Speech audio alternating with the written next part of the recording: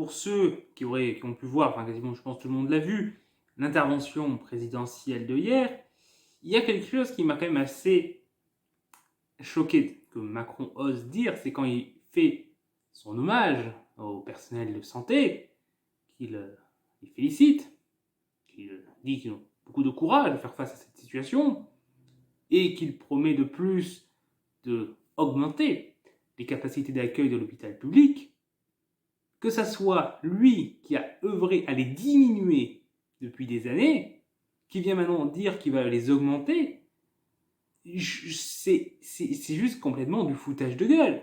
Enfin, Macron a mis à genoux le système de santé, pas que lui, mais il y a grandement contribué. Et maintenant, il vient se poser en sauveur et à féliciter nos personnels de santé et à promettre des moyens dont on ne sait même pas quels seront ces moyens qui seront mis en place. Quels moyens va-t-il mettre en place? Qu'est-ce qu'il va embaucher? Parce que pour l'instant, on est sur beaucoup des gens, des stagiaires, des étudiants et des retraités du monde de la santé qui sont appelés pour répondre à l'urgence. Donc c'est quand même pas optimal, hein. C'est pas une situation, enfin c'est pas une réponse adaptée quoi à l'enjeu. Et ça c'est parce qu'il a provoqué, il a provoqué des baisses de personnel, aussi des fermetures de lits. Entre 2013 et 2019, il y a eu plus de 17 000 fermetures de lits. Alors certes, vous allez me dire, entre 2013 et 2017, c'est pas le Macron qui était président, c'est pas sa faute. Sauf que durant cette période, il était soit proche conseiller de François Hollande, donc qu'il ne nous fasse pas croire qu'il n'était pas au courant de ce qui s'y passait et que s'il était en désaccord avec tout, que c'était pas normal, il aurait pu très bien le dire, et il aurait sûrement été écouté vu que c'était quand même un proche d'Hollande. Et après, il a été ministre de l'économie. Alors, pas ministre de la santé, certes, mais c'était lui qui était porteur de l'idée qu'il fallait faire des économies.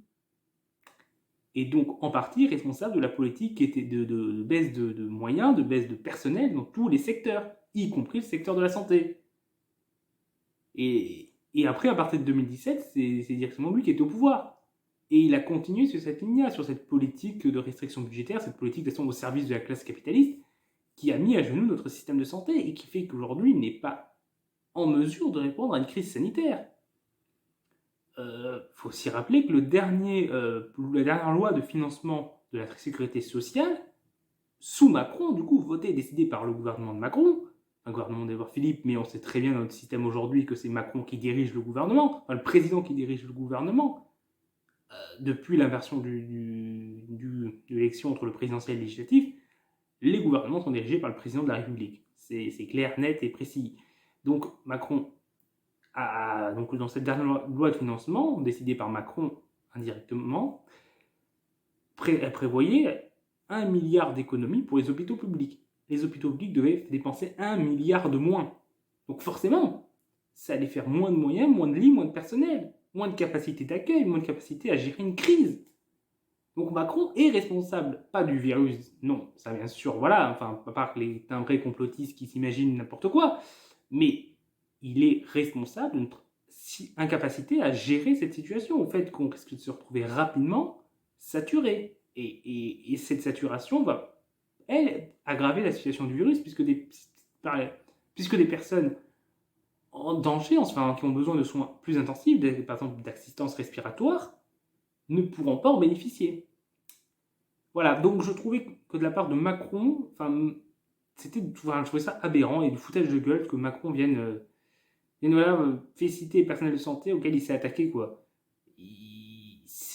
Voilà, ça m'a juste choqué de sa part. Voilà, c'est tout ce que j'avais à vous dire.